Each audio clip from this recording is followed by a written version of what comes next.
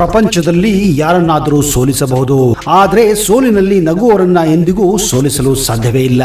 ಅಂತಹ ಶಕ್ತಿ ಆ ನಗುವಿನಲ್ಲಿದೆ. ಅತಿಯಾಗಿ ಯೋಚನೆ ಮಾಡುವುದನ್ನ ಬಿಟ್ಟು ಬಿಡಿ. ಜೀವನದಲ್ಲಿ ಏನಾಗುತ್ತೋ ಆಗಲಿ ಬಿಡಿ.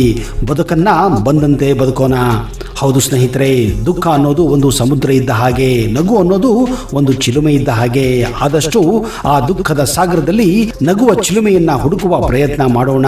ಬನ್ನಿ, ನಿಮ್ಮ ಮುಖದಲ್ಲಿ ಆ ನಗುವಿನ ಚಿಲುಮೆಯನ್ನು ತರುವ ಪ್ರಯತ್ನ ನಾನು ಈ ವಿಡಿಯೋ ಮೂಲಕ ಮಾಡೋಕೆ ಪ್ರಯತ್ನ ಮಾಡ್ತಾ ಇದ್ದೀನಿ. ದುಃಖವನ್ನು ಮರೆತು ನೀವು 5 ನಿಮಿಷ ನಗಬೇಕೆಂದ್ರೆ ಈ ವಿಡಿಯೋನ ಕೊನೆವರೆಗೂ ನೋಡಲೇಬೇಕು. ಅದಕ್ಕಿಂತ ಮೊದಲು ನೀವು ನಮ್ಮ ಚಾನಲ್ಗೆ ಹೊಸಬರಾಗಿದ್ದರೆ ದಯವಿಟ್ಟು ಈಗಲೇ ಸಬ್ಸ್ಕ್ರೈಬ್ ಮಾಡಿ, ಜೊತೆಗೆ ಬೆಲ್ ಐಕನ್ ಕೂಡ ಪ್ರೆಸ್ ಮಾಡಿ.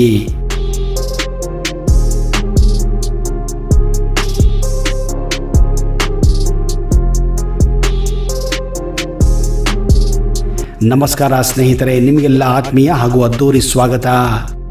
ಈ ಘಟನೆ ನಡೆದಿದ್ದು ನಮ್ಮ ನೆರೆಯ ರಾಜ್ಯವಾದಂತಹ ಗೋವಾದಲ್ಲಿ. ಹಲವಾರು ದಿನಗಳಿಂದ ಅಲ್ಲಿನ ಜನರು ರಾಜಕಾಲುವೆಯಲ್ಲಿ ಕಸ ಕಡ್ಡಿಗಳು ಜಾಸ್ತಿ ಆಗಿದ್ದರಿಂದ ಅಲ್ಲಿನ ಕಾರ್ಪೊರೇಟರ್ಗೆ ಕಂಪ್ಲೇಂಟ್ ಮಾಡಿದ್ದರು.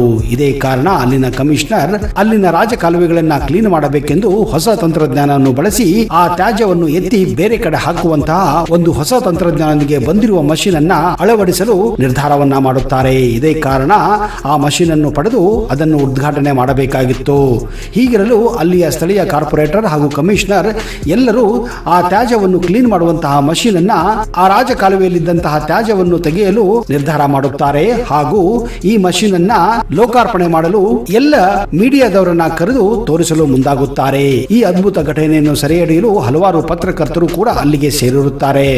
ಎಲ್ಲವೂ ಸರಿ ಹೋಗುತ್ತಿತ್ತು. ಆದರೆ ಇದ್ದಕ್ಕಿದ್ದ ಹಾಗೆ ಒಬ್ಬ ವ್ಯಕ್ತಿಯ ಭಾರ ಒಂದು ಕಡೆ ಜಾಸ್ತಿಯಾಗಿದ್ದರಿಂದ ಆ ತ್ಯಾಜ್ಯ ತೆಗೆಯುವಂತಹ ಮಷೀನು ಆ ರಾಜಕಾಲುವೆಯಲ್ಲಿ ಮುಳುಗಿ ಹೋಗುತ್ತದೆ. ಇದನ್ನು ನೋಡುತ್ತಿದ್ದರೆ ನಮ್ಮ ಮುಂದೆ ಟೈಟಾನಿಕ್ ಹಡಗು ಮುಳುಗಿದಂತೆ ಆಗುತ್ತಿತ್ತು. ಅವರ ಕಷ್ಟ ಅವರಿಗೆ, ಆದರೆ ಅಲ್ಲಿ ನೆರೆದಿದ್ದ ಜನರು ಇದನ್ನು ನೋಡಿ ಹೊಟ್ಟೆ ಹುಣ್ಣಾಗುವಷ್ಟು ನಕ್ಕಿದ್ದಾರೆ. ಹಾಗೆಯೇ ಸ್ನೇಹಿತರೆ, ಯಾರಾದರೂ ಬಿದ್ದರೆ ನಮಗೂ ನಗು ಸಹಜವಾಗಿ ಬರುತ್ತದೆ.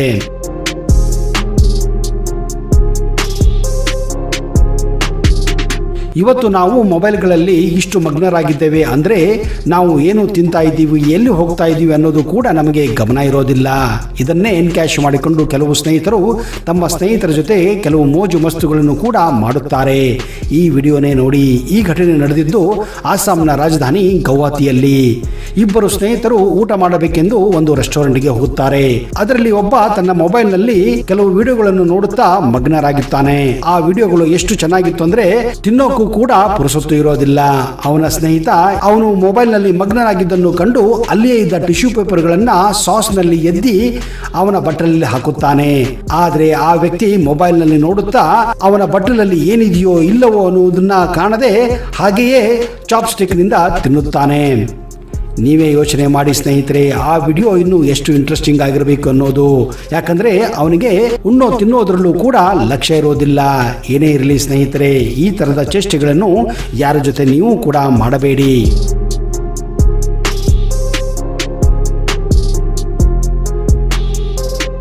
ಇನ್ನು ಈ ಘಟನೆ ನಡೆದಿದ್ದು ರಷ್ಯಾದ ರಾಜಧಾನಿ ಮಾಸ್ಕೋದಲ್ಲಿ. ಅಲ್ಲಿನ ಲೋಕಲ್ ನ್ಯೂಸ್ ಚಾನೆಲ್ ನಲ್ಲಿ ಒಬ್ಬ ರಿಪೋರ್ಟರ್ ಅಲ್ಲಿನ ಹವಾಮಾನ ಕುರಿತು ಮಾಹಿತಿಯನ್ನು ನೀಡುತ್ತಿರುತ್ತಾಳೆ. ಹಾಗೂ ಅವಳು ಆಂಕರ್ ಕೇಳಿದ ಪ್ರಶ್ನೆಗಳಿಗೆ ಉತ್ತರ ನೀಡುತ್ತಿರುತ್ತಾಳೆ. ಎಲ್ಲವೂ ಸಂಪೂರ್ಣವಾಗಿ ಲೈವ್ ಅಲ್ಲಿ ನಡೆಯುತ್ತಾ ಇತ್ತು. ಎಲ್ಲವೂ ಸುಸೂತ್ರವಾಗಿ ನಡೆಯುತ್ತಿದ್ದಾಗ ಇದ್ದಕ್ಕಿದ್ದ ಹಾಗೆ ಅಲ್ಲಿಯೇ ಇದ್ದ ಒಂದು ನಾಯಿ ಆ ಲೈವ್ ರಿಪೋರ್ಟರ್ ಹಿಡಿದಂತಹ ಒಂದು ಮೈಕ್ ಅನ್ನ ಎತ್ತಿಕೊಂಡು ಓಡಿ ಹೋಗುತ್ತದೆ. ಇದನ್ನು ಕಂಡು ಆಂಕರ್ ಕೂಡ ದಿಗ್ಭ್ರಾಂತಳಾಗುತ್ತಾಳೆ. ಆಗ ಆ ರಿಪೋರ್ಟರ್ ಆ ಮೈಕ್ ಅನ್ನ ಎಳೆದುಕೊಂಡು ನಾಯಿಯನ್ನ ಹಿಂಬಾಲಿಸುತ್ತಾಳೆ. ಆದರೆ ದುರಾದೃಷ್ಟ, ಆ ಕ್ಯಾಮರಾಮನ್ ಅವಳು ಏನು ಮಾಡುತ್ತಿದ್ದಾಳೋ ಅದನ್ನು ಕೂಡ ತನ್ನ ಕ್ಯಾಮರಾ ಮೂಲಕ ಸೆರೆ ಹಿಡಿಯುತ್ತಾನೆ. ಇದನ್ನು ವೀಕ್ಷಕರು ಕೂಡ ನೋಡುತ್ತಾರೆ. ಕೊನೆಗೆ ಸ್ಟುಡಿಯೋದಲ್ಲಿದ್ದಂತಹ ಎಡಿಟರ್ ಆ ಲೈವ್ ವಿಡಿಯೋನ ಕಟ್ ಮಾಡಿ ಕೇವಲ ಸ್ಟುಡಿಯೋದಲ್ಲಿರುವ ಆಂಕರ್ ಅನ್ನು ತೋರಿಸುತ್ತಾನೆ. ಅಲ್ಲಿರುವ ಆಂಕರ್ ಕೂಡ ನಗುವನ್ನು ತಾಳಲಾರದೆ ಸುಮ್ಮನಿರುತ್ತಾಳೆ. ಇದನ್ನು ನೋಡುತ್ತಿದ್ದಂತಹ ವೀಕ್ಷಕರು ನೋಡಿ ಗಾಬರಿಯಾಗಿದ್ದಾರೆ. ಅವ್ರಿಗೂ ಕೂಡ ನಗುವನ್ನು ತಡೆಯಲು ಸಾಧ್ಯವಾಗಿರಲಿಲ್ಲ.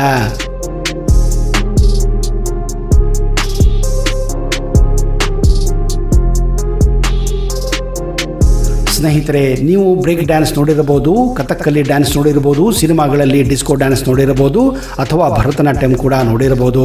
ಆದರೆ ಯಾವತ್ತಾದರೂ ನೀವು ಪಲ್ಲಂಗ್ ಡ್ಯಾನ್ಸ್ ಅಂದರೆ ಕಾಟ್ ಡ್ಯಾನ್ಸ್ ನೋಡಿದ್ದೀರಾ? ಕಾಟ್ ಅನ್ನ ಬಳಸಿ ಡ್ಯಾನ್ಸ್ ಮಾಡುವುದು ನೀವು ನೋಡಿರಕ್ಕಿಲ್ಲ. ಆದರೆ ಈ ಒಂದು ಝಲಕನ್ನ ನೋಡಿ.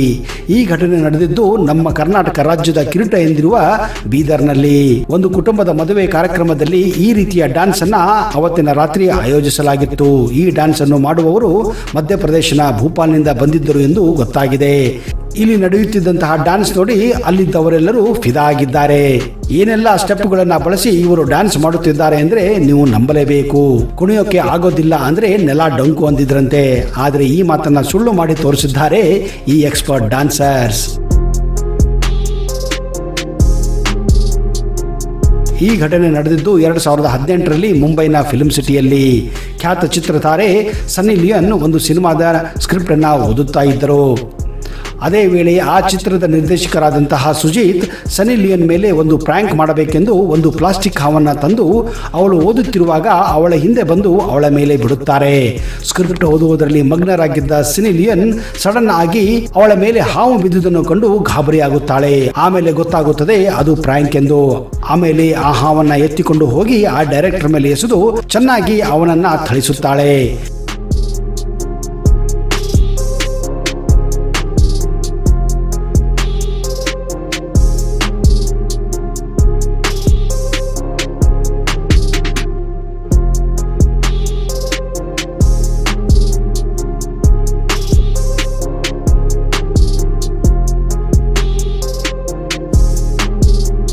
ಈ ವಿಡಿಯೋ ಸೋಷಿಯಲ್ ಮೀಡಿಯಾದಲ್ಲಿ ತುಂಬಾನೇ ವೈರಲ್ ಆಗಿತ್ತು. ತುಂಬಾ ಜನ ಲೈಕ್ ಮಾಡಿದ್ರು, ತುಂಬಾ ಜನ ಇಷ್ಟಪಟ್ಟಿದ್ರು ಹಾಗೂ ಶೇರ್ ಕೂಡ ಮಾಡಿದ್ರು. ಇದೇ ಕಾರಣ ಸನ್ನಿ ಲಿಯೋನ್ ತನ್ನ ಸೇಡನ್ನು ತೀರಿಸುವುದಕ್ಕಾಗಿ ಡೈರೆಕ್ಟರ್ ಬರ್ತ್ಡೇ ಇದ್ದ ದಿವಸ ಕೇಕ್ ಅನ್ನ ತರಿಸಿ ಅವನ ಮುಖಕ್ಕೆ ಅಪ್ಪಚ್ಚಿ ಮಾಡಿದ್ದಾಳೆ. ಇದನ್ನೇ ಅನ್ನೋದು ಮುಯ್ಯಿಗೆ ಮುಯ್ಯಿ ಅಂತ. ಆದ್ರೆ ಇಂತಹ ಸೇಡು ಯಾರಿಗೆ ತಾನೇ ಇಷ್ಟ ಇಲ್ಲ ಹೇಳಿ?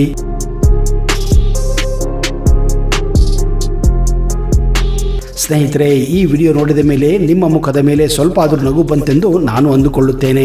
ಹಾಗೇನಾದರೂ ಆದಲ್ಲಿ ಈ ವಿಡಿಯೋನ ನೀವು ಲೈಕ್ ಮಾಡಿ, ಶೇರ್ ಮಾಡಿ ಹಾಗೂ ಈ ಚಾನಲ್ನ ಸಬ್ಸ್ಕ್ರೈಬ್ ಮಾಡಿ.